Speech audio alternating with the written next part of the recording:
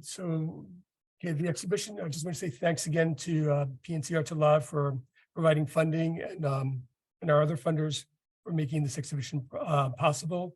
The exhibition Ida Vuelta Experiencias de la migración en arte puertorriqueño contemporáneo is on view from October 14, 2022, and it closes on March 4th, 2023. Ida Vuelta Experiencias de la migración en el arte puertorriqueño contemporáneo, arrivals and departures, migration experience in contemporary Puerto Rican art, the sweeping show featuring 19 Puerto Rican artists whose work respond to the experiences of many Puerto Ricans living abroad. Migration has been a determining issue in Puerto Rico's recent history, especially since 2012, due to significant crises and natural disasters. Curated by Dr. Laura Bravo, this exhibition first opened in February 27th at the University Anthropology and Art Museum, the University of Puerto Rico, Río Piedras Campus. The show suffered a temporary closure after the strike of Hurricane Maria in September 2017, reopening in December that year and inspiring timely conversations about the humanitarian consequences of this tragic event. September 2022 marked 5 years since Maria's landfall in Puerto Rico. This exhibition takes up from there. Thank you, Dr. Bravo, for coming here. You just give me a minute. I would just love to give you an introduction about your bio. Laura Bravo Lopez holds a PhD in art history from the University of Autonomía de Madrid. She is a professor in the art history program, College of Humanities at the University of Puerto Rico, Río Piedras Campus. She has been a grant-funded researcher in different institutions in the United States, Spain, the UK, and France. Bravo has curated more than 15 exhibitions in museums and art galleries in Puerto Rico and Spain, giving more than 50 conferences and talks in art institutions in 8 different countries and contributing to 20 books on art history and visual culture.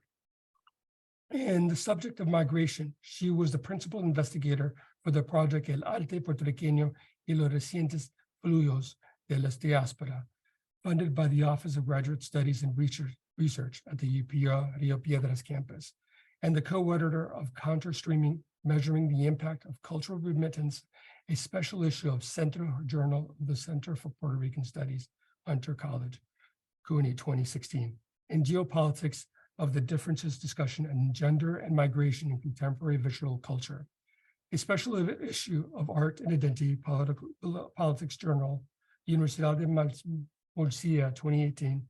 She is the co-author for the book Con la Casa a Cuestas, Migración y Patrimonio Cultural en el Mundo Hispano, Universidad Pablo de la Vida de Sevilla 2020. Thank you again, Professor. I would like to give the floor to you. Thank you. Thank you very much, Rafael. Good evening. Hello from Puerto Rico. And thank you all for joining this talk today or tonight. I'm very honored with the opportunity of being here. Thank you, Rafael, for your introduction. Thank you, Nacheli Ortiz. Thank you, Dominic, who I know is working here too. Thanks to Taller Puertorriqueño for organizing this talk and for the invitation to show Ida Vuelta in your gallery. Thank you so much for this opportunity. I would like to, it will be lovely, it will be wonderful to walk around the galleries now and discussing and sharing experiences in front of the artworks, but I hope that you enjoy these next minutes anyways. And maybe this could be an invitation for you to visit this show in case that you still haven't seen it. This is also a great opportunity for me to share this time with the artist on the show, the real protagonist of Ida Vuelta. I guess that some of them are listening and watching. Thank you so much for your kindness and for your continued support. And thank you for your trust with this project from the day one in 2015. So let's start from the beginning. Puerto Rican migration and migration in general was the subject that led me, along with other colleagues, like Professor Indira de Chudens in the art history program at the UPR and Donald Escudero as a research assistant, to undertake a research project in 2014 to analyze how Puerto Rican artists represent their experiences or those of others as migrants We already know that Puerto Rican migration statistics from 2020 to 2019 exceeded those of the so-called Great Migration in the 1950s. On average, about 61,000 people left Puerto Rico each year between 2010 and 2019, when compared to more than 47,000 people between 1950 and 1955. As soon as the airport could restart operations after Hurricane Maria in September 2017, almost 160,000 Puerto Ricans fled, some even literally escaped from tragedy out of the islands until September 2018. According to the census estimates, in 2018, after Hurricane Maria, the number of people who relocated from Puerto Rico to the United States reached a new record, 133,000. As a consequence, it is not the geographical space of the archipelago where the greatest population of Puerto Rican origin is concentrated, but in the area of the United States. That research project was not about migration itself, and especially not about statistics, but on how art and artists represent the experience of migration. As a consequence, the project led to an art exhibition titled Ida y Vuelta, something like could be translated into coming and going, or arrivals and departures. This exhibition presented a reflection on the experience that 18 Puerto Rican artists had on the recent wave of migration, its causes, processes, and consequences in Puerto Rico. The exhibition, as Rafael stated, took place at the Museum of History, Anthropology and Art at the UPR Río Piedras Campus between February 2018 to March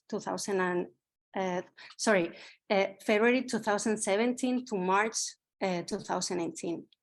Those became, as you all may know, very decisive moments, very decisive months for Puerto Rican history and Puerto Rican migration.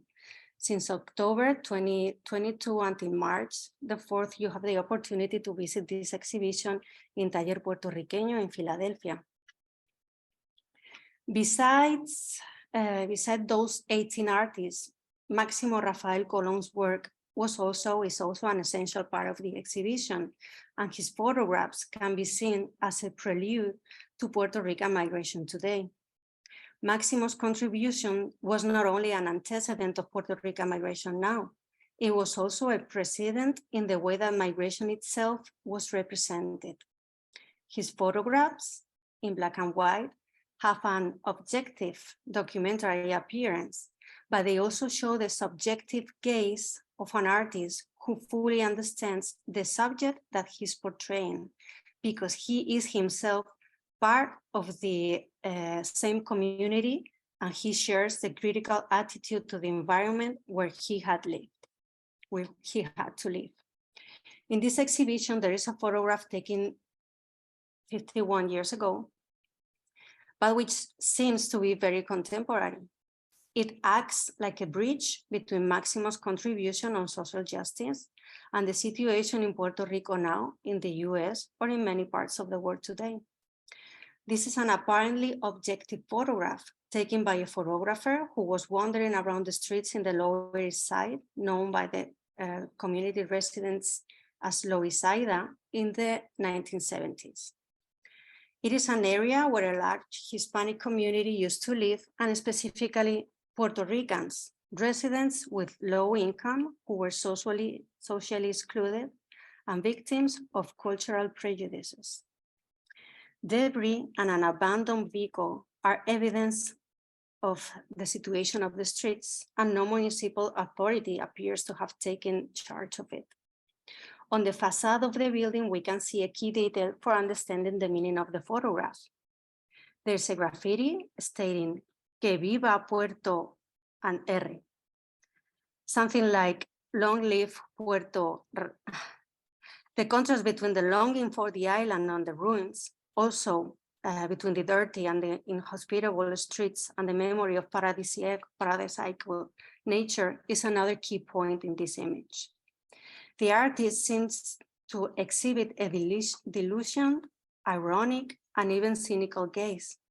We can see it in the title that he chose for the photograph, America, Land of Milk and Honey, a title that opens the contradictions of the place where he was raised and where he lives. These paradoxes are evident in the promises of freedom and wealth in a country that opened the door for those who embrace the dream and yet set them aside in marginalization and prejudice.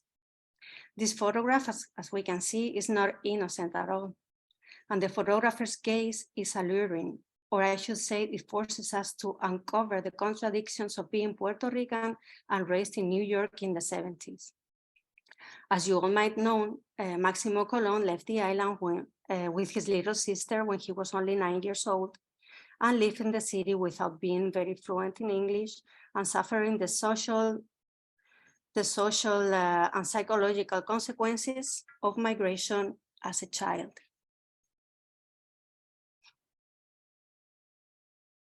Okay, 1 minute.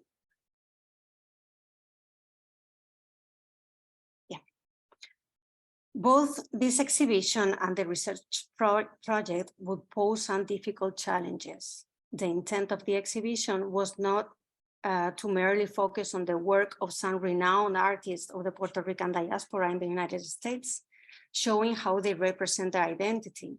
The project was created or was centered on the migration experience itself, specifically the one taking place in Puerto Rico over the last 15 years. The symbols that represent Puerto Rican culture are multiple and diverse. But as the theory and history of migration have revealed in recent research, the different processes experienced by human beings when they migrate are very similar in some way, or at least they share fundamental characteristics.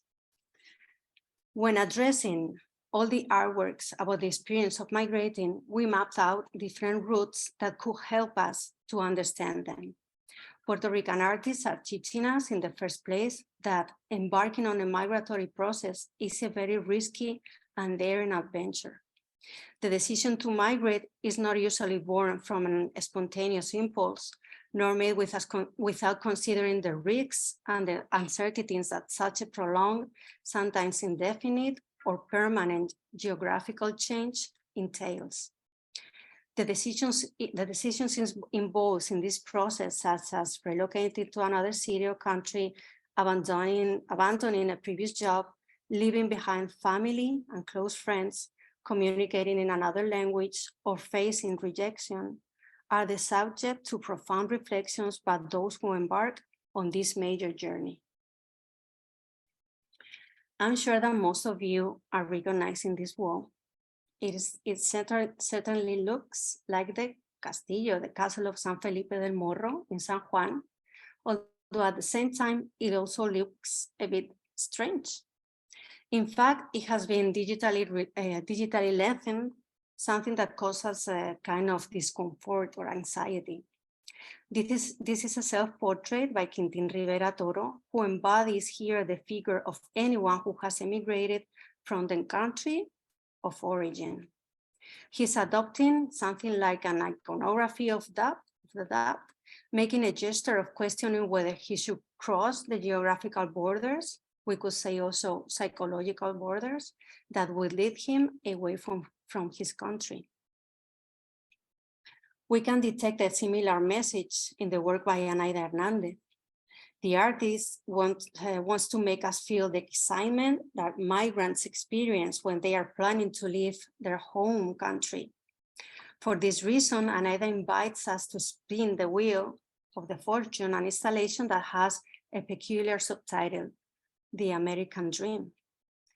This work awakens emotions that can be compared to those of this game of luck, full of risks and fantasies that can be, at the same time, highly dangerous.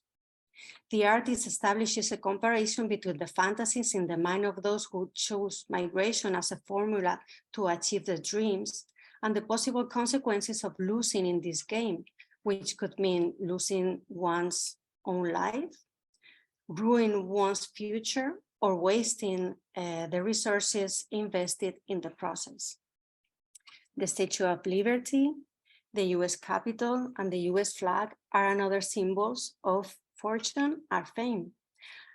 And these symbols are present on the wheel next to others such as tears, handcuffs, and spines. Puerto Rican migration to the United States does not imply crossing a geopolitical border. This is a fact that allows migrants to avoid prolonged waiting or bureaucratic procedures. Yet, the truth is that the vicissitudes entailing geographic relocation, which can be cultural, climatological, and others, usually lead to serious difficulties. Like a coin tossed into the air, this dream also has two faces. Fortune and misfortune can be two of the possibilities in this game. This wheel of fortune has universal significance, but it also serves as a mirror that reflects the drama of thousands of Puerto Ricans who, driven by the recession or by the wishes of a more promising future, have recently left the island and then faces precariousness. The experience of migration beyond the myth of poor shot of dreams, the leap toward a higher quality life or a promising future with better opportunities is still a very painful process. Ida Vuelta included other interactive art installations, inviting the viewers to walk a mile in migrants' shoes.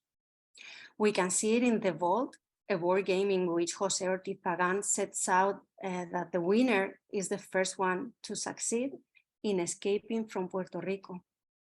This is a reality that Puerto Ricans live the days and weeks after Hurricane Maria.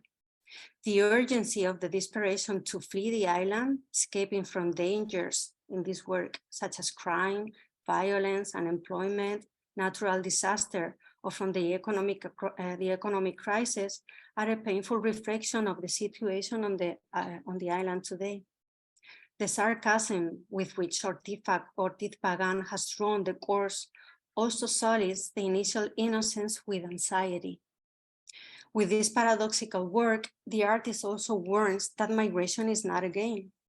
On the contrary, it is a process that entails serious responsibilities and harsh consequences. Another version of this parable is constructed in an open space. You can see it in Taller right now, in an outdoor space. It is titled The Grassroots Greener by Quintín Rivera, Toro, and has transported the popular expression, the grass is always greener on the other side, into a past tense statement, which also indicates that the artist acknowledges having taken part in this experience. His installation, a white wooden corral delimiting a constricting space, is a vestige of his own experiences as a Puerto Rican immigrant in the United States and the reflection of the experiences of those who years later have embarked on this daring journey and encounter a mirage.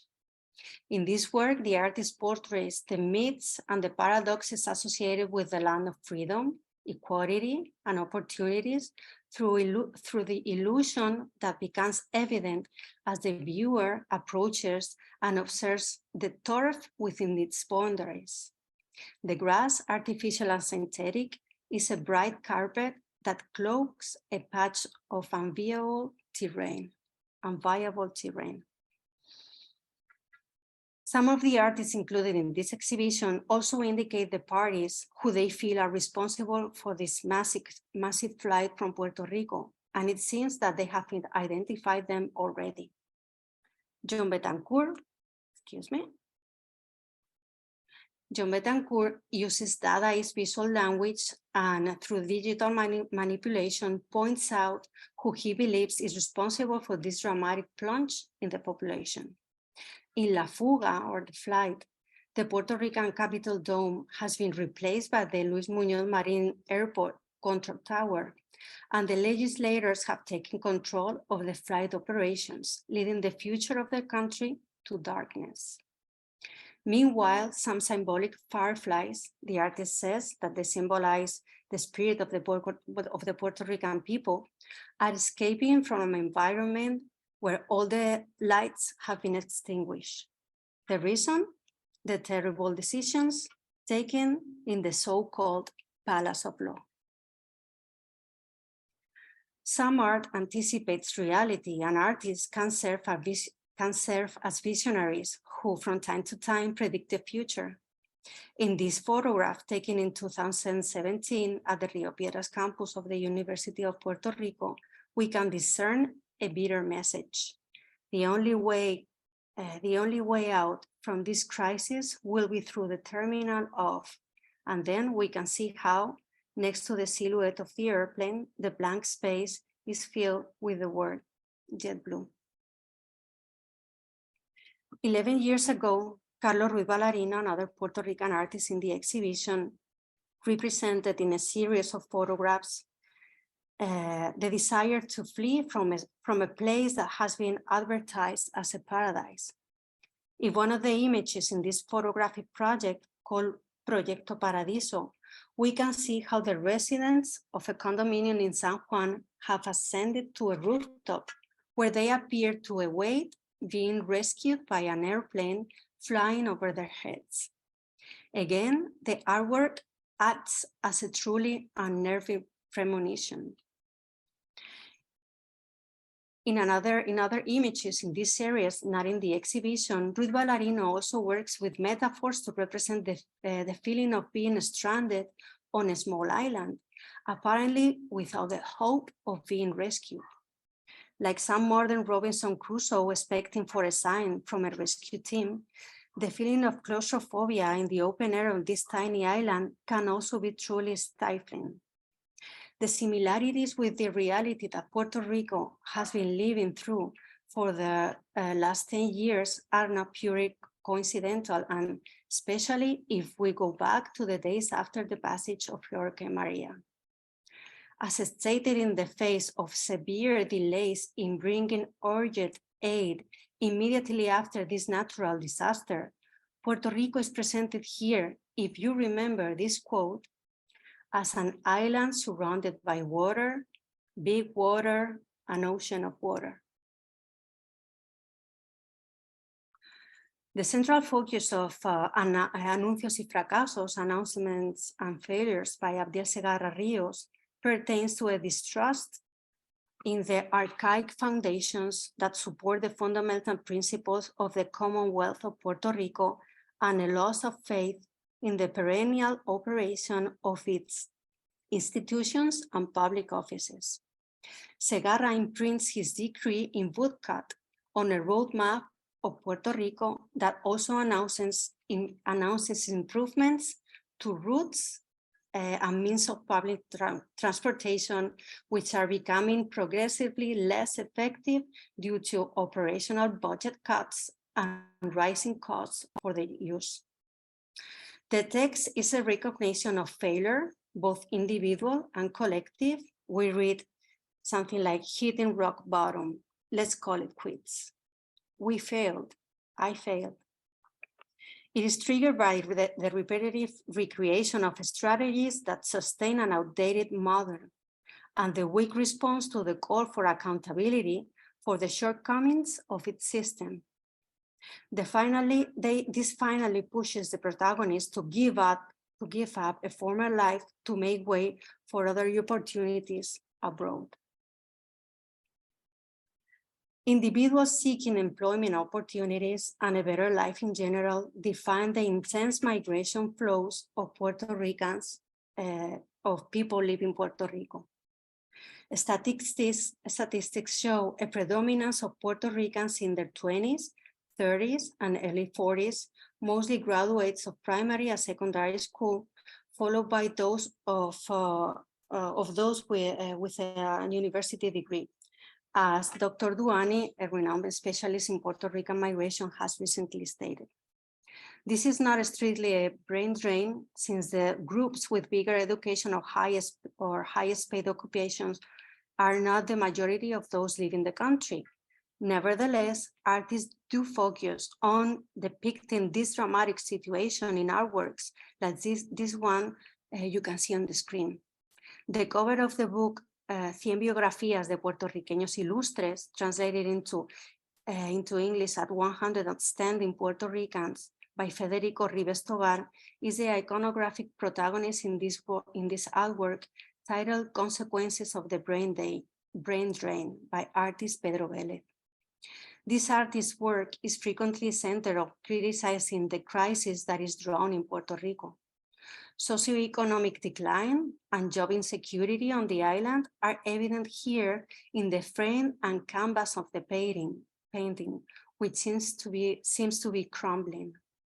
However, the most disturbing part of this work are the faces, as they are blurred and their identities are difficult to recognize. Julia de Burgos, José de Diego, Francisco Oller, and Ramón Emeterio Betances are all important figures who lived or eventually died far from Puerto Rican shores. Yet we find them here as silent death marks, as empty silhouettes or erased faces. Children and young people figure here as lost promises in a country that is quickly being emptied. For instance, more than 200 schools were closed between 2017 and 2018 in Puerto Rico, providing a dramatic picture of one of the direst consequences of the migration wave. When these kids were leaving the islands with their families, as the painting may suggest, the stories of their achievements and their cultural contributions to the islands may never be written. This work, titled Exit by José Ortiz Pagán, has been a point of focus at the entrance of the exhibition, welcoming viewers inside the galleries. It serves as something of a paradoxical welcome, given its conventional use and as an emergency exit warning.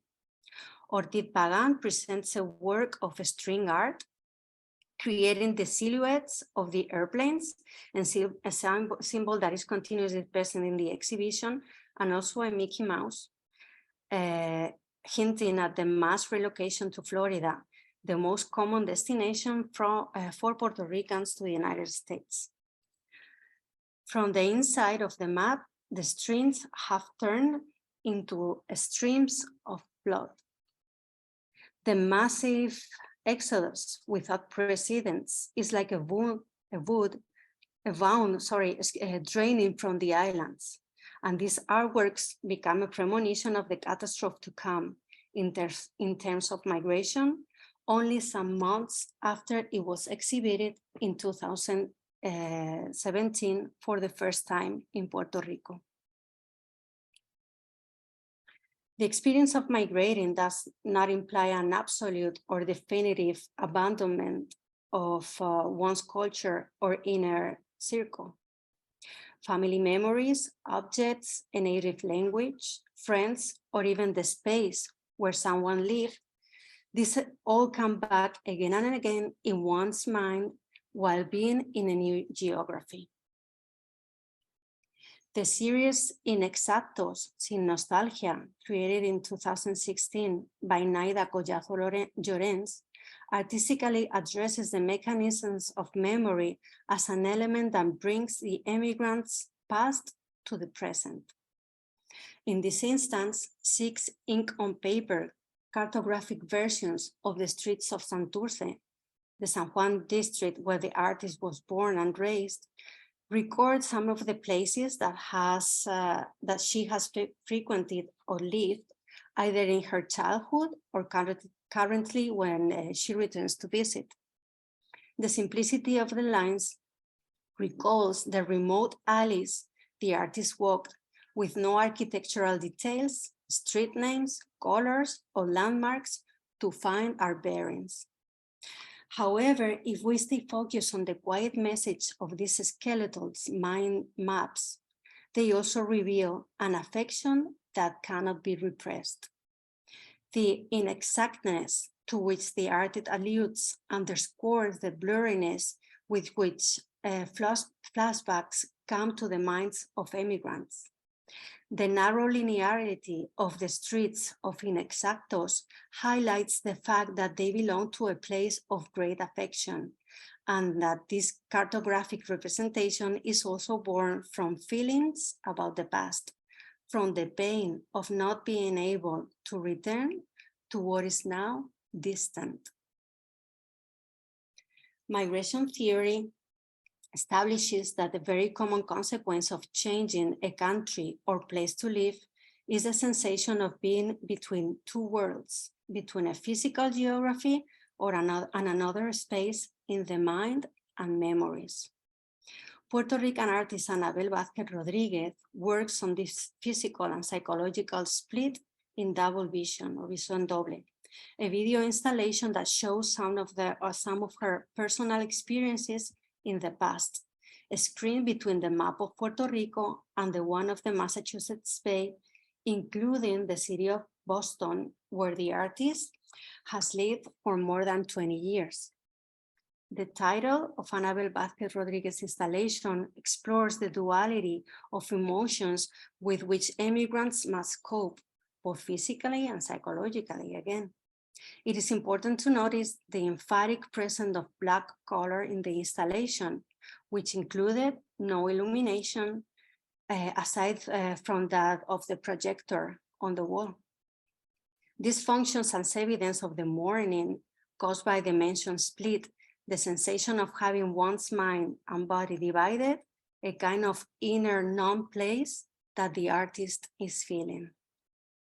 Blurriness serves as a metaphor that other artists have been using to depict their experiences of being immigrants.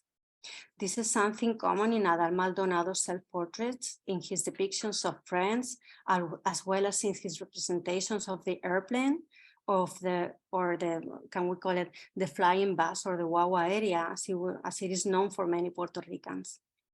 These blurred representations are a symbol of their own identity.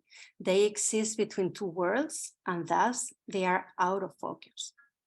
The conflict between their memories of the distant country where they spent their childhood and the contact with other Puerto Ricans in an alien environment steered the artist's wish to create an imaginary world in between, one that is nonetheless as real and amusing as art can get.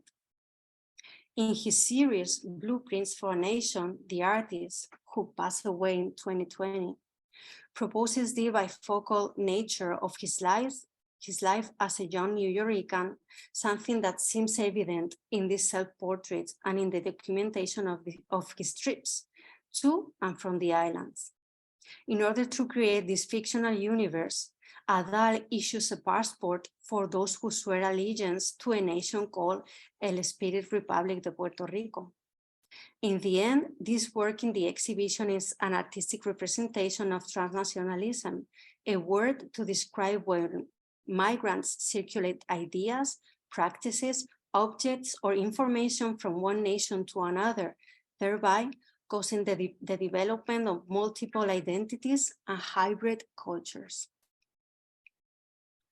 Many Puerto Ricans living in the United States, especially since the 1950s, have expressed the feeling of living between two flags. In a very similar vein, in this work, it becomes difficult to distinguish if we are seeing the flag of the United States, Puerto Rico, or even Chicago. Edra Soto, an artist who has lived for more than 20 years in this city, mixes design into her flags, using green as a metaphor for the Caribbean and the lush vegetation of Puerto Rico, where the artist grew up. Green, a non-existing color in the original flags, serves as a mutual link between the three flags, the three countries. This selection comes from her direct contact with the palm fronds, a material with which she has worked before. Transnationalism and multifocality, whether geographical, cultural, and artistic, are brought into focus in this series of flags, which demonstrate the remnants of presence and memory, how the remnants of presence of memory shape the reality of thousands of immigrants outside of their native land.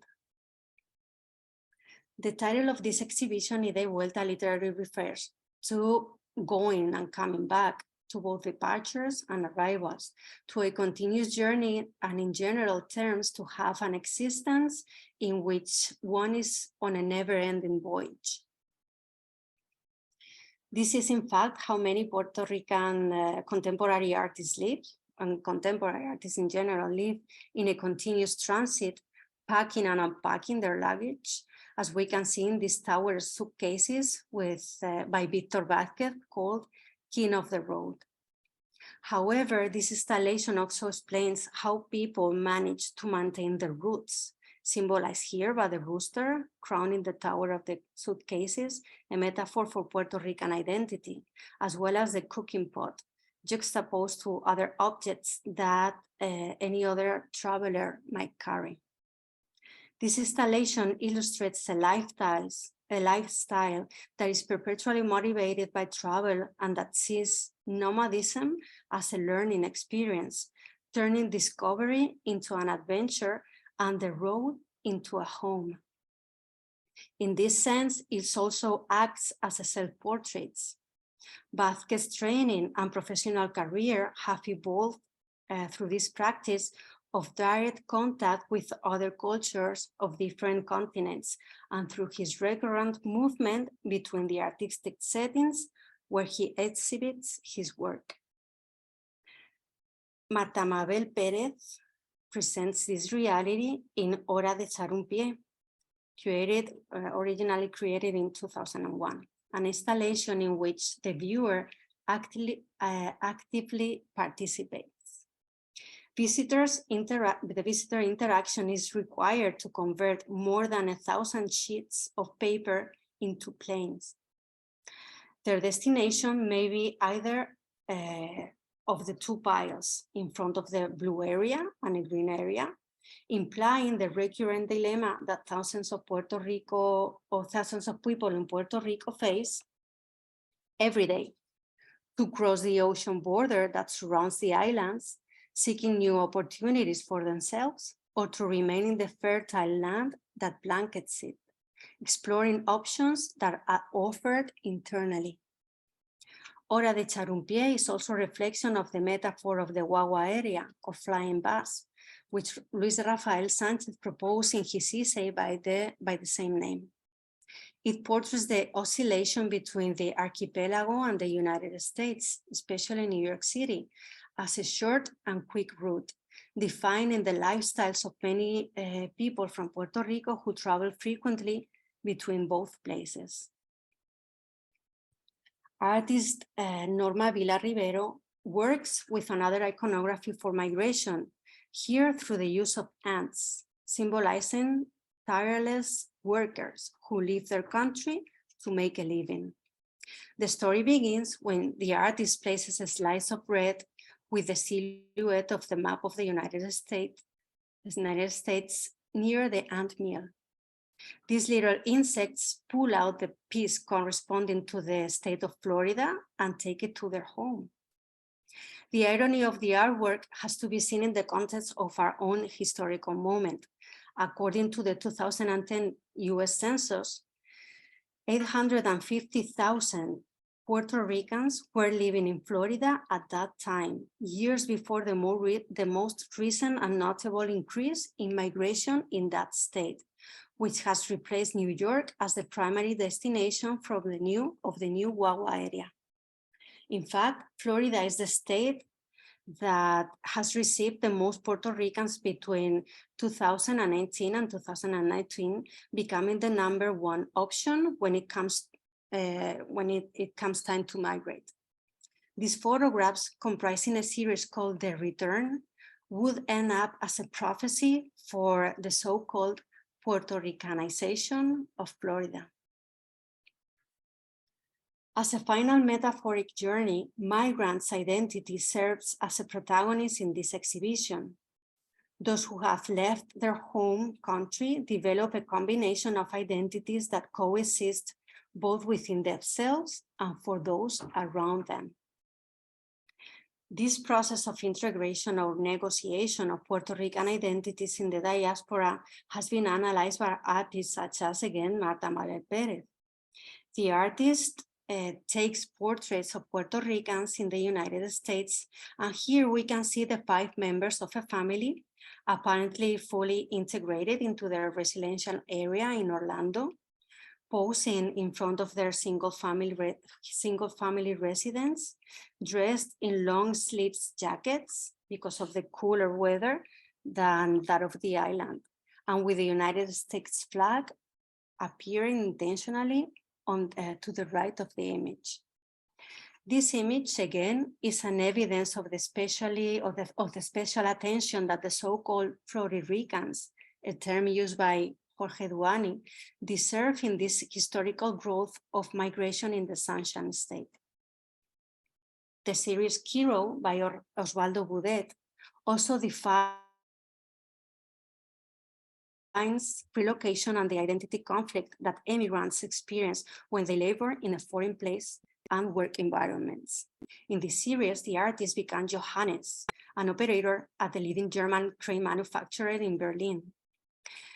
In all of this visual media, the protagonist is portrayed as a foreign entity, striving to adapt to an alienating labor system. The protagonist of the series, La Playa Negra or Tar Beach by Antonio Martorell, illustrate the same phenomenon, but within the framework of the mid-20th century wave of migration. In the 1950s and 1960s, New York was the main destination of the Puerto Rican diaspora. They were extremely harsh years for the Puerto Rican community in the United States, a fact that artist Antonio Martorell symbolizes here using this woman as a protagonist. An elegant lady in a fur coat and high heels is proudly posing in front of the Big Apple skyline. The artist's intention is to have this bootcut print pass as a postage stamp, referring to the postal correspondence that Puerto Ricans in New York would send to their relatives in the island, showing off their prosperity and wealth. It is on these black tar-covered rooftops that migrant families, many with limited resources, have historically gathered to have fun and take pictures of themselves. This so-called Tar Beach is also the title for this print. And here Antonio Martorell splits the character's identity and make us see that what the letters were hiding. The sad and harsh reality of migration, working in service industries, and even as waiters, Shushan boys, or as we see here, as a seamstress working tirelessly in the clothing industry. Continuing with issues of identity, Monica Felix's self-portraits focus on a comment that many Puerto Ricans sometimes hear, questioning their physical appearance and identity outside their land. Something like, oh, you don't look Puerto Rican.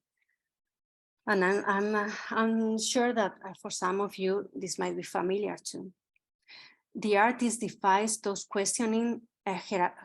people questioning her physical appearance, representing herself, confronting the cliches that non-Puerto Ricans expect to find on her body, other than green eyes and blonde hair, as she really is. The red lips, the mole next to them, the sensuality of the female curves, and the inevitable Puerto Rican flag, which is endlessly present in the Puerto Rican parade, for example, are some of the stereotypes the artist uses to question what it is to be Puerto Rican. Influenced by the media, the cliché she examines is based on the physical appearance of movies, television, and pop stars who have succeeded in the United States as a fate of Latin American representation in the country. These characteristics associated with the stereotypes of Caribbean sensuality become more ironically relevant through their representation in the format of several calendars. Monica Felix makes a contrast these features with the reality of her own body, not being typically associated with Puerto Rican ethnicity, resulting in psychological and social consequences among those with these traits. Body, otherness, and displaced identities are the heart of the concept in this series called the Soy un cuerpo tatuado, or I am a tattooed body, by Brenda Cruz. Made of transparent resin, these molds of a woman's body reveal, using the metaphor of a tattoo, the stereotypes that are projected on her body and ethnicity by the stares of other individuals living in her host environment, Madrid in this case, leaving a lasting impression on her personality, defining her identity in her place of residence for over 25 years. Full red lips, tropical fruits, the beach, and the palm trees, as well as the small umbrellas used to decorate piña coladas, are some of the cliches she's questioning in this series. The myth of the sensuality of Caribbean women, as we have seen in Monica Felix photographs, is again under discussion in the work of Puerto Rican migrant women artists. Here, Brenda Cruz confronts the old cliché of the association between the female body and the exuberance of the island's natural landscape where she comes from. This is why the artist also includes the tattoos with verses from the poem Mulatantilla by Luis Pales Matos on those torsos. However, the skin in this work, which is made of resin, is also a mirror for other symbols of identity. For her metaphorical portrait, the artist also uses immigration forms, as you can see on the right, medical and physical certificates, academic records as a requirement to apply for graduate studies in a foreign university, and the stamp certificating legal status. There, they serve as symbols of her own identity, and she sees herself in the host country. In her research for her identity, Brenda Cruz follows a process of self-ethnography as a way of understanding her roots and her present life in relation to others. Acting like a hinge between the physical examination she bears in her everyday life in Spain and how the artist projects herself to others in a foreign country, we find a torso called Soy tu mirada, I am your gaze. Dozens of eyes stare at the body of the artist every day in her public life, where she tries to define her own identity in that society.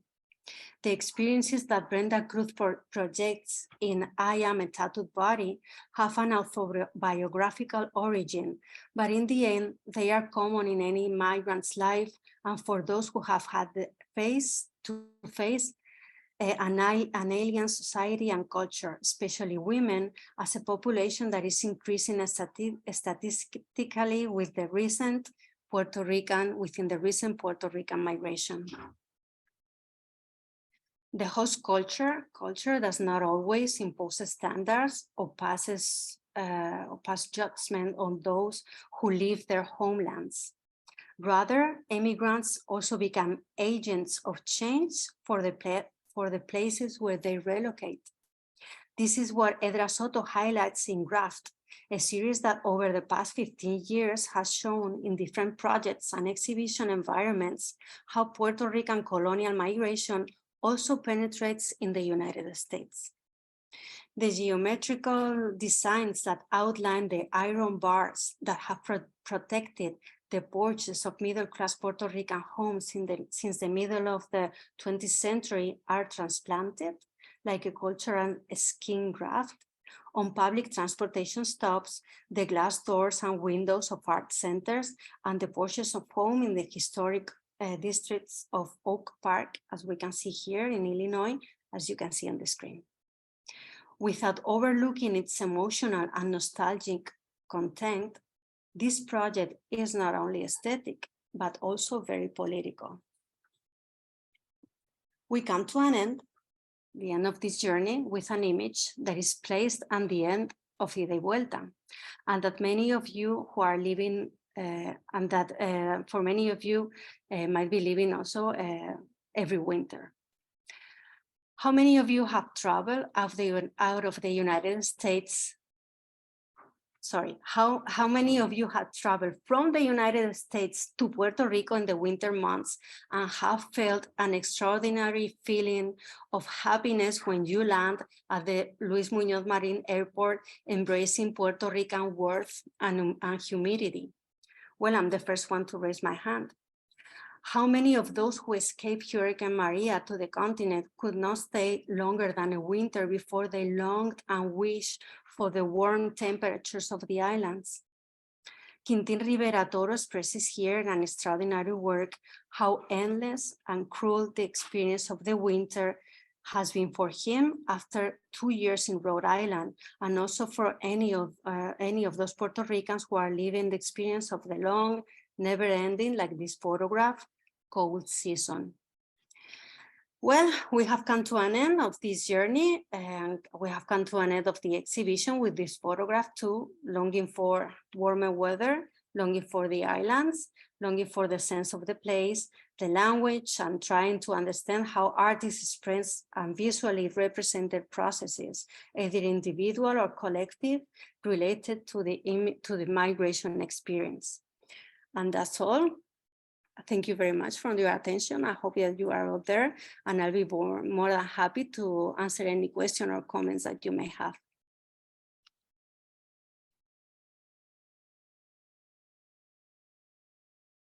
I hope you are there. Están ahí, ¿verdad?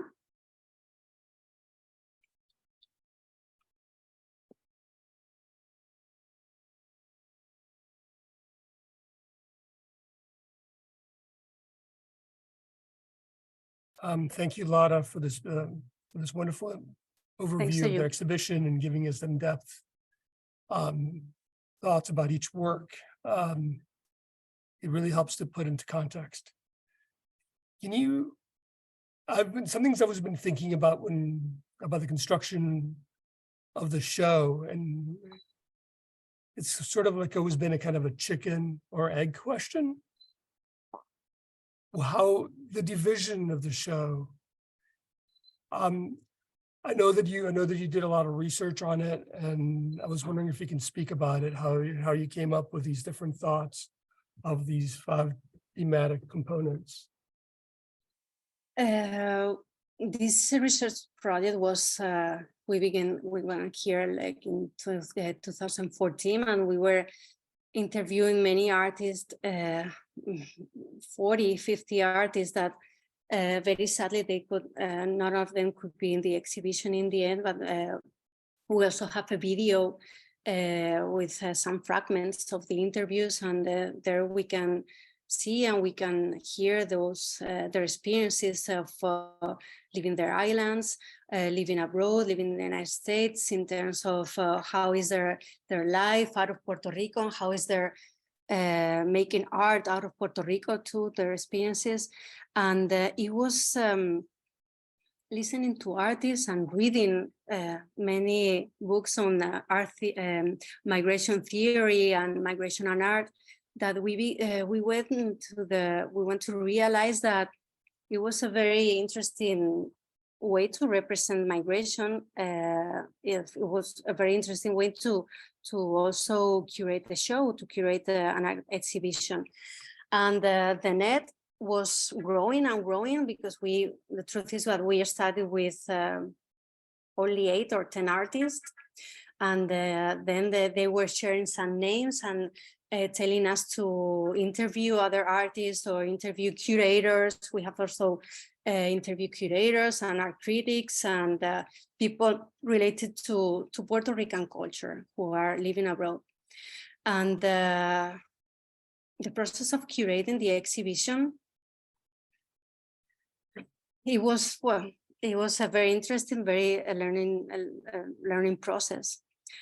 The exhibition is more or less constructed like a journey, like giving you some clues, giving the viewers some clues about how the experience of migrating can be. Sometimes we are faced into the feeling of excitement when we think how our life can be living in a foreign country, and all the dreams and fantasies that we might have about a better life, better job opportunities, professional opportunities, liberty, a better I don't know, a more safe environment too for people who have these expectations. And then we faced the reality of why do people, mostly in Puerto Rico, why do people migrate? Migration is not an easy choice. It's not, in most cases, it's not a decision that someone makes happily.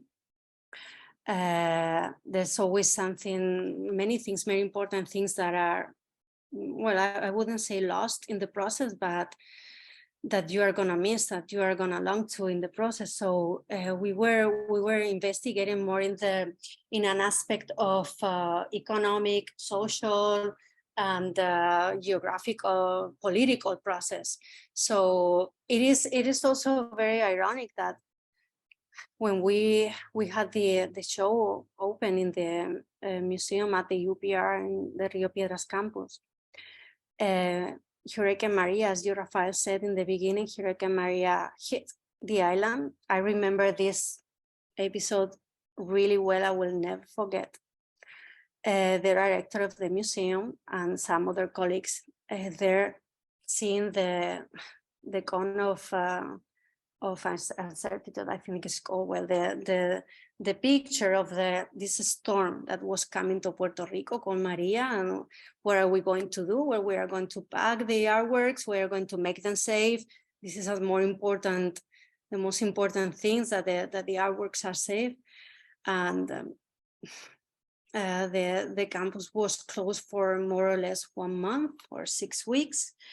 The exhibition, Our Lives, Puerto Rican, the life of Puerto Rican people in Puerto Rico or abroad, were tragically disrupted. And the exhibition too.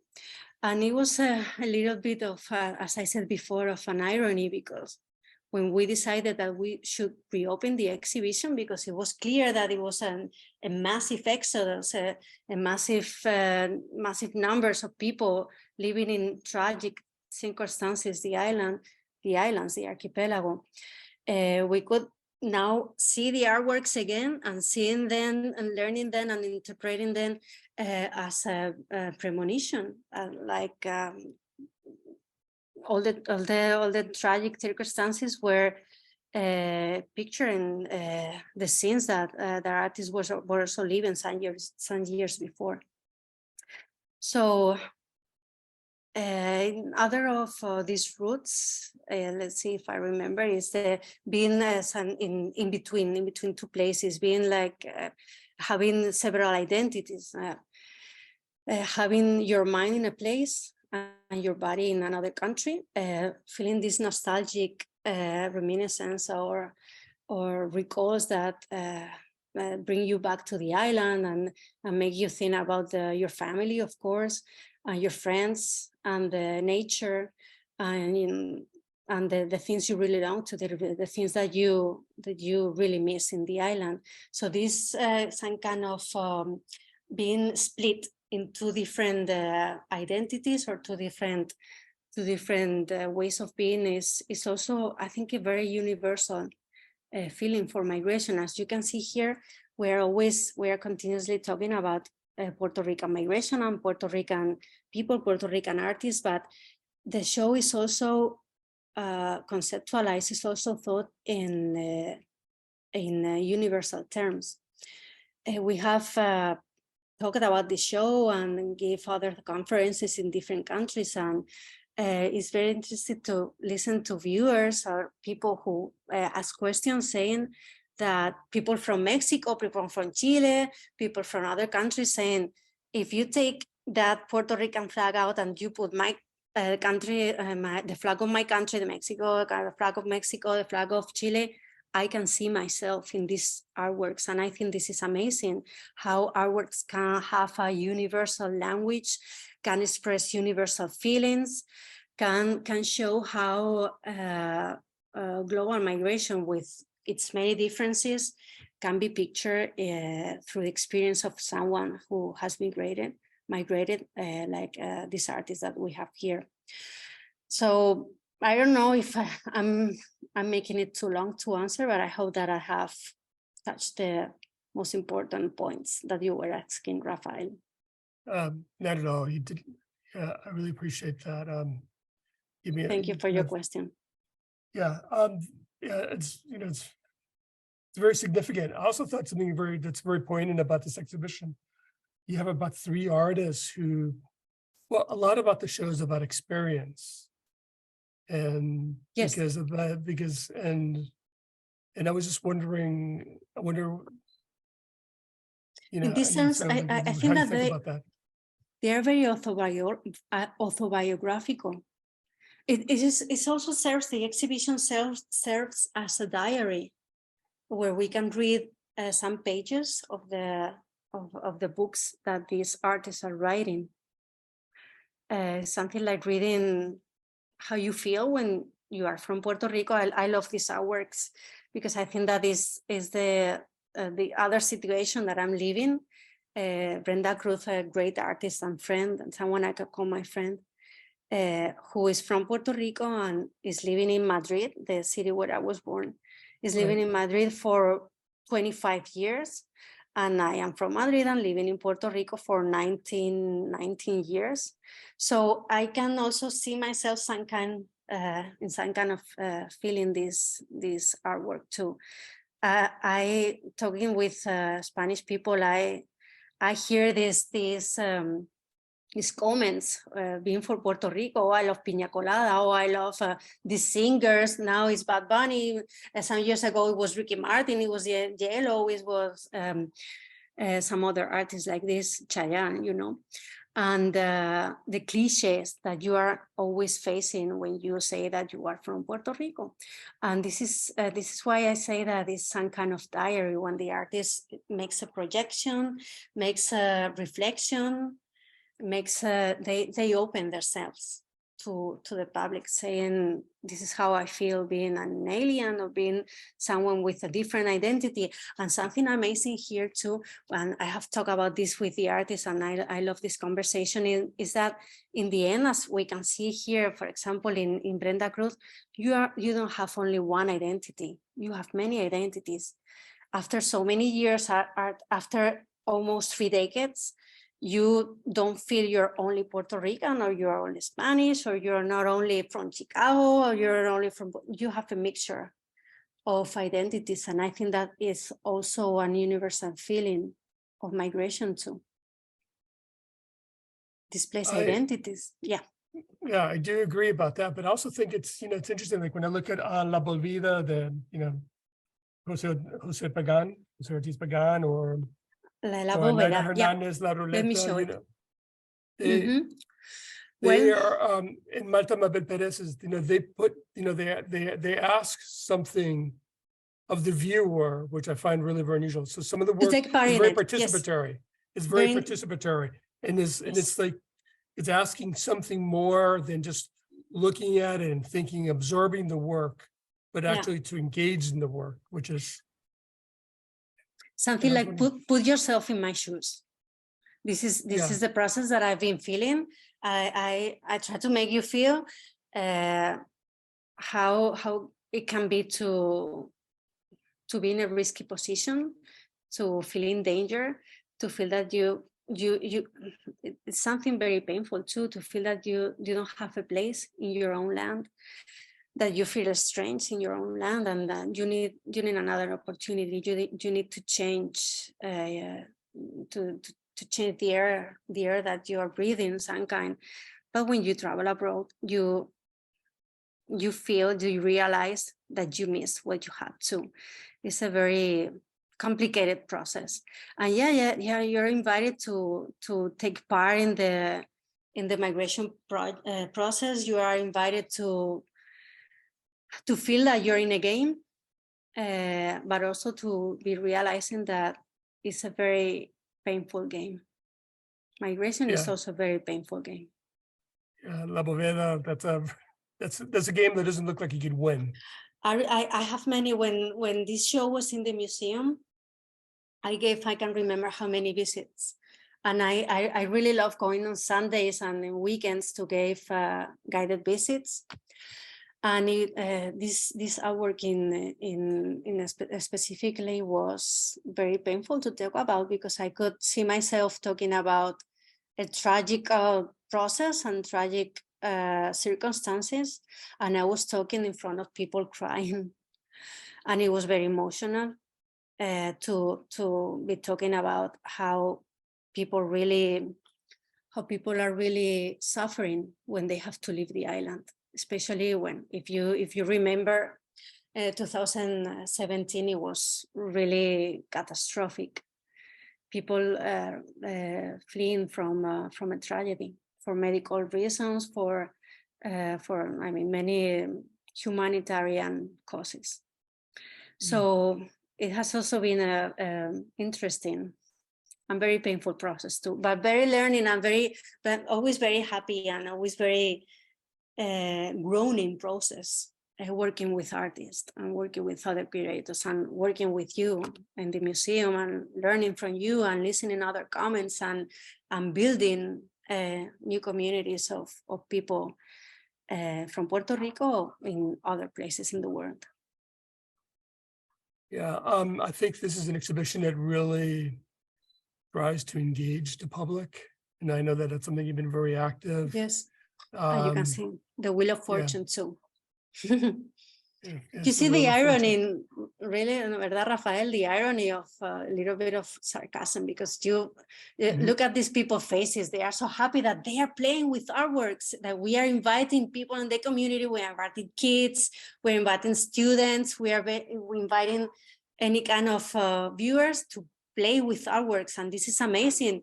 But after some seconds or a minute, you realize that the game is not so funny.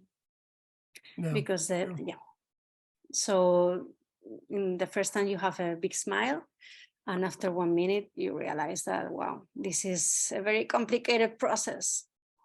That is so true. That is true. Should I be the winner? Sorry, Rafael. No, you're right. No, it's not an easy. Hopefully people can come and maybe we're viewing this now and actually experience these games. And as you say, you can see and understand there are really no winners in none of these games. Who wants to be the winner in escaping from Puerto Rico? You want to win in the game, no? But the prize, the award of them is not very cheerful. But I think that I love how. Not very happy. Yeah, I love how you kind of also, because of the work, you kind of put the artists in contrast to each other, because they're next to it, because there's so many different words. I mean, right next to them, like La Ruleta, if you go further down, you have Adal, and you have these, where Adal for me sort of like says that he sort of becomes something different. And he's being plain in cheek, like talking Spanglish. And language. And language as being very defining. And I was wondering if you could talk a little bit about Adal's piece, because he's an amazing artist who sadly is no longer with us. Adal, yeah. Also a very painful process. Yes, also this one. Anabel Vasquez, beautiful. And Anabel Vasquez too. And Adal, he's like something, someone that you cannot miss, someone who has been working on these feelings in migration of being out of focus. I remember my conversation with him is always a very learning process, and how you listening to Adal, and also listening and talking to someone that I can also call my friend, who is Máximo Colón, making a contrast with how migration is now in the last 10 years, 15 years, and how migration was in the 1970s, 1980s. It's never an easy process. It's never an easy decision. It's not an easy way of living when you are a migrant.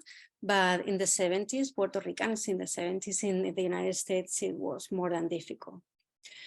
Especially when, as I said about Máximo Colón, when you are really, I don't know how to say this in English, you're taken out, like you have roots in the place where you are living, and you don't have the power of decision of I want to leave my island when you are 9 years old, or when you are 15 years old, especially being a kid, and then you are taken out, and you can't speak English, and you don't like the school where you are going, and you face rejection, and you face marginalization, and everything becomes so difficult in the migrant's mind and live. And also there's an implication of those families, those who are surrounding us, and I think that these artworks are not also a diary of themselves, of their lives, but also they are asking for some kind of empathy. Yeah. Some kind of empathy. Some kind of a healing process, I would say too, that you artists want to picture, want to materialize, to visually materialize these feelings and these processes that they have living through. They have been living through. Yeah, I feel like Anabel Vasquez. These are major works. To tell you the truth, I love all the works. They have been part of my life, I would say. It's a tremendous show, and I love, and I feel like the healing and trying to reconciliation. When I looked at double vision, visión doble, I could sort of think about that. And I love how it is here in Taller. Yeah. Between the feeling of being between two places, between having the feeling of dislocation. I'm physically here in Boston, in Philadelphia, but my mind is with my grandma in any city in Puerto Rico. Is with my friends. Is with when I was hanging out with my friends. Is when I was going to classes in this school or in these universities. When I was at the beach. When I was in the mountains. When I was hearing the rain next to El Yunque. When I was feeling nature, and when I was feeling the warmth that I was talking about, being a short sleeve. As a common way of living. So this is something that we can feel in the artworks too, and very, very, very common in many of them too. They speak to each other, these artists in the show too. They do. And yes, and like you were saying, I think the documentary photography about Máximo Rafael Colón is wonderful. I think it really puts everything in sort of perspective. And I feel it also kind of speaks to a continuity. Very powerful image. Yes. Very powerful art. And where are these? And also it was a great experience for Máximo, because this is another process, and this is another feeling. When you have been living for decades in the United States, in New York, but you feel that you didn't really have the recognition that you would love to have in your own island, in the place where you were born, on the in the museums or in the galleries, or that Máximo or some other artists, they love to show their work in New York, but they want to show you the work in their islands too. They want to feel the recognition, or they want to share conversations, and they want to have this exchange in their island too. And I think that this was a great opportunity for Maximo to be more in focus, like to be in the spot in Puerto Rico, to be recognized as a Puerto Rican artist living in New York, as he names himself, Puerto Rican artist. So, and I love these photographs. They are truly historical documents of Puerto Ricans living in New York. You can always see the flag.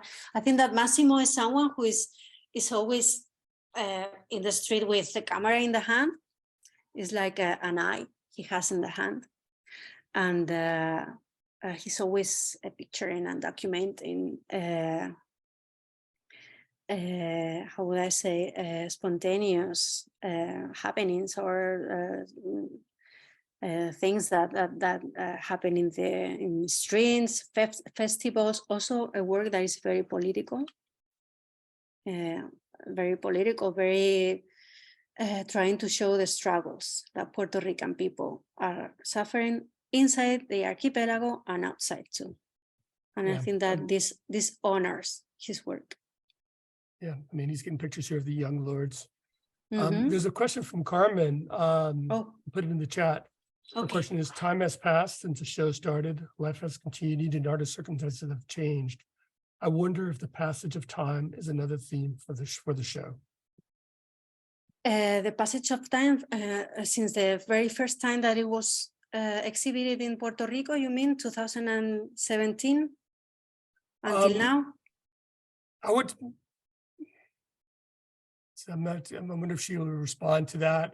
This is her question. I'm assuming so. I've assumed that it's just from the, or maybe just the time.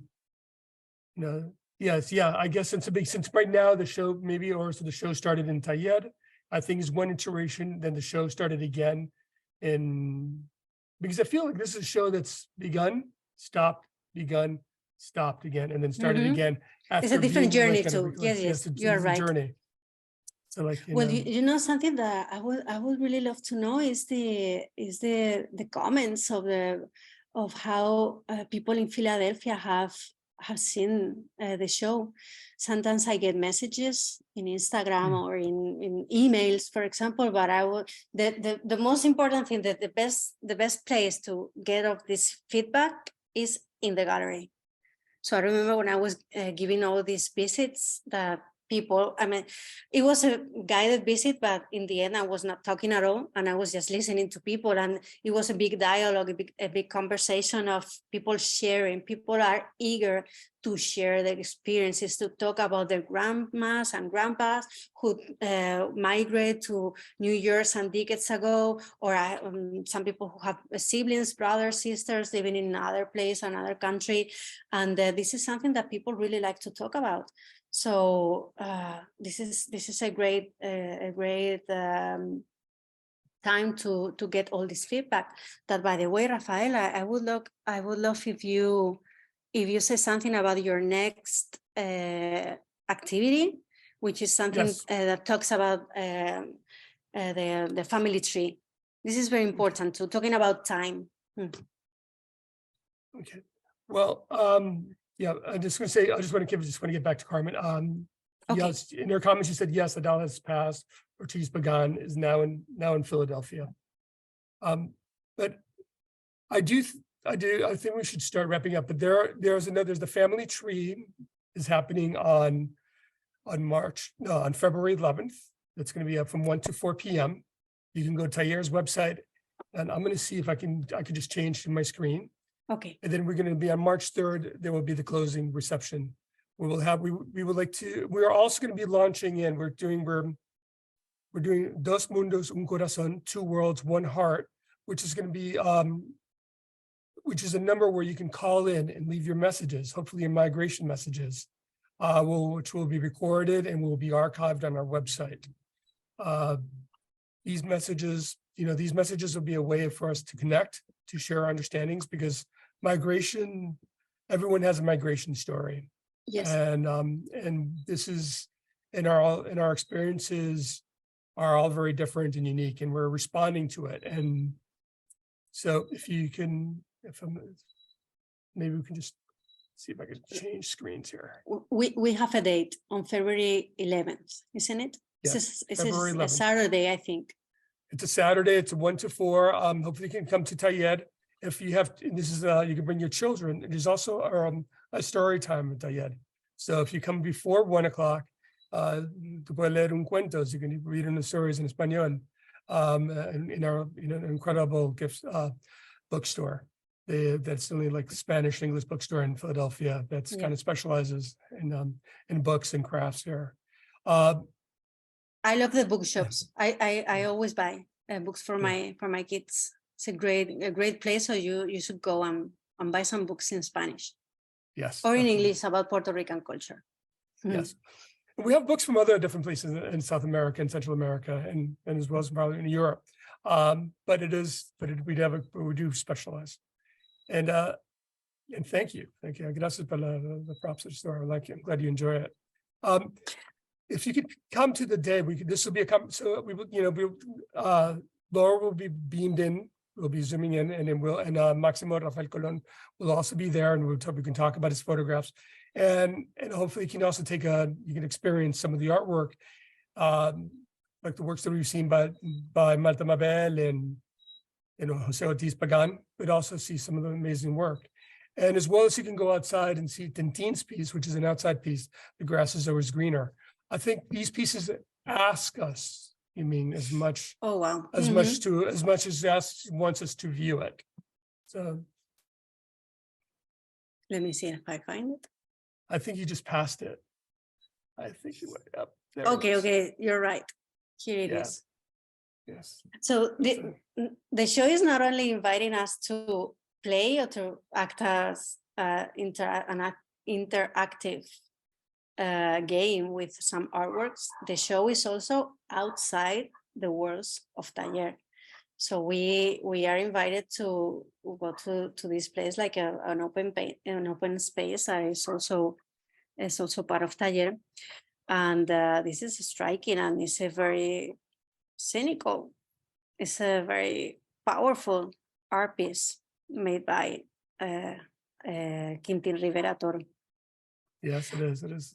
I find that it's really very out of place, and everyone's just like the people go in there, they just start questioning, wondering what's it doing there, what's it for. Well, I would love to see those comments. What do people say when they face this artwork? Yes, because in the museum in the UPR, nobody noticed that this was an artwork. It was in the patio over on the grass, natural grass of the museum.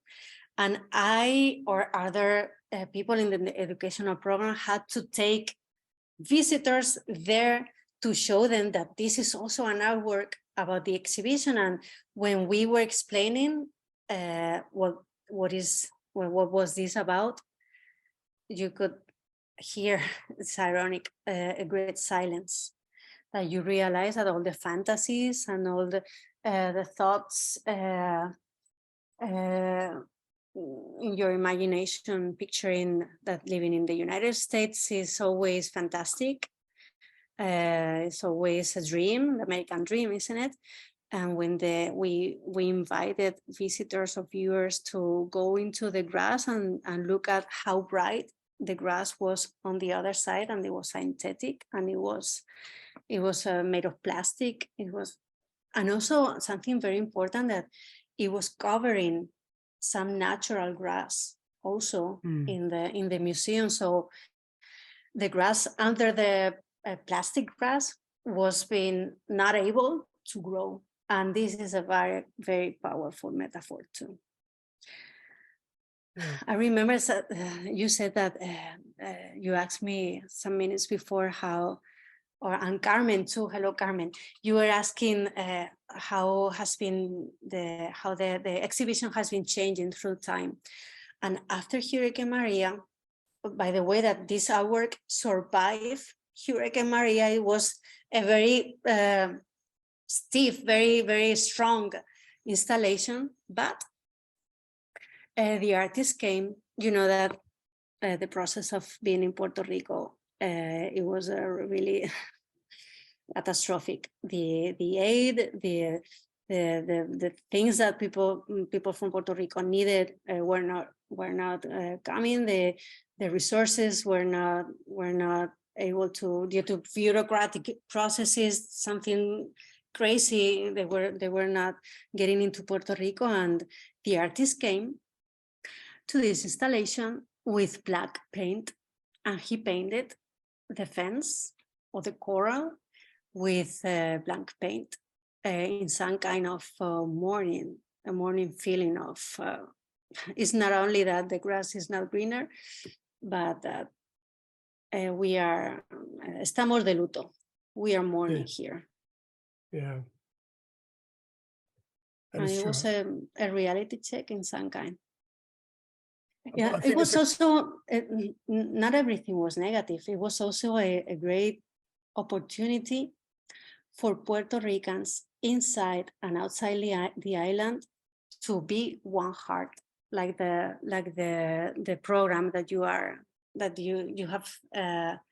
have created, the educational program for this exhibition. Two worlds in the continental area, in the United States, in Puerto Rico, in the islands, in the archipelago, but all together helping each other, feeling each other, or one family or one heart.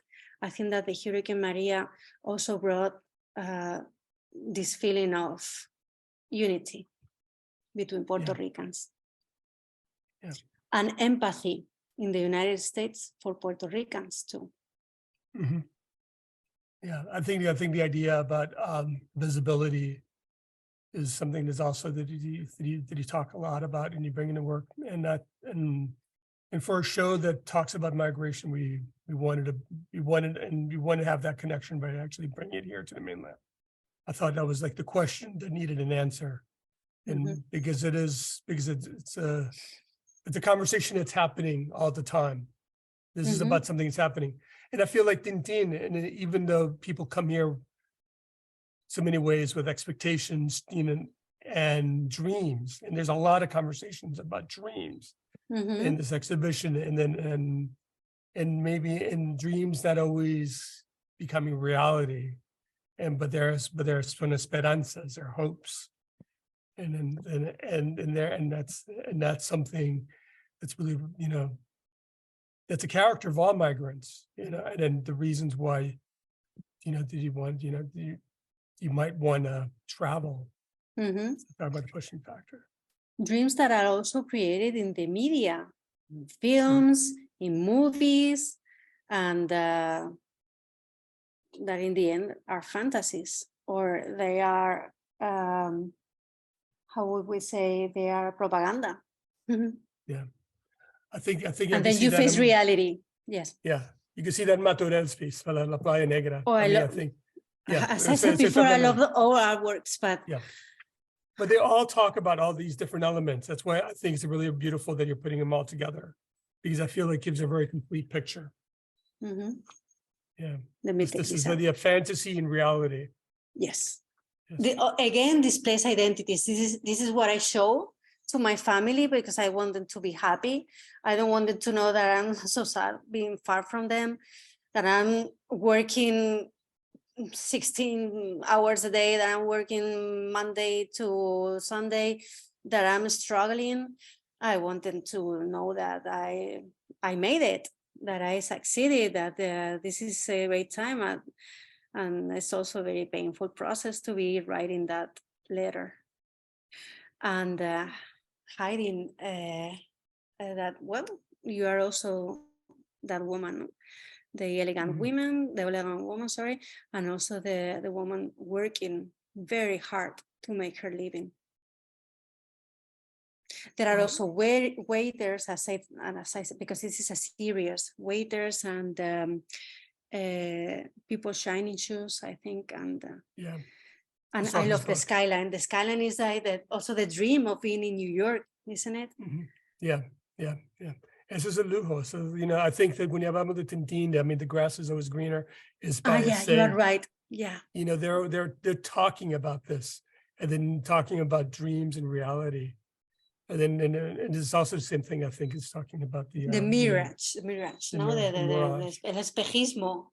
Then then you live in there, then you walk in there, and you say that you can see that it was more difficult than you thought before. No, that is spectacular. Laura, I would just want to say thank you again for making this. I know I apologize for all the hiccups here, and everyone that's been attending. I want to thank you for listening to this. This conversation will be archived on YouTube, and we will link it on to our website. Excellent. It's been my honor. It's been a pleasure being here with you. I'm so sad that I couldn't see people's faces, but well, hopefully we can take this conversation in the future and continue this dialogue about the artworks, about the artists. Also, the artists, you can look at them. You can search them in the social media. You can try to find their works in the internet, and you can make contact with them too. So this is an open invitation for dialogue and for rethinking ourselves. Yes, definitely. Yeah, that is true. And I think that this, and I'm just going to give you this page right here. Oh, look at hopefully. And these are the upcoming events. The Curatorial talk on February 2nd. That's today, and the February 11th is 1 p.m. the family tree discussion on migration. Don't miss it. Don't miss it. And I'm also going to say that the bilingual the catalog, there's a catalog in Spanish and English that's coming out. It's going to publish next week. We will be posting it if you keep online, and if you're on, we will be sending out to all the people here a link so they can pre-order it. And also the link for the Dos Mundos Un Corazón, 2 Worlds, 1 Heart, so you can hopefully contribute your stories and share your migration stories. And please come to Taller, see the show.